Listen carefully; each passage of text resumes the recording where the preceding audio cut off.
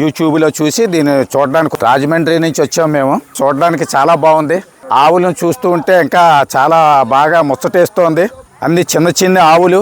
ఇది ఇంట్లో ఉంటే చాలా సౌభాగ్యం అనేసి తెలుసుకుని చూడడానికి వచ్చాము. చాలా బాగుంది. ఆవులు అయితే చూడముచ్చటగా ఉన్నాయి. ఆవుల్ని పెంచే వాళ్ళకి రాజుగారు కూడా ధన్యవాదాలు. తర్వాత ఇది చూస్తూ ఉంటే చాలా ఆనందం, ఉత్సాహం. మన ఇంట్లో కానీ ఉంటే చూడగానే మనకి శ్రమ అంతా తగ్గిపోతుంది. చాలా అయితే బాగుంది.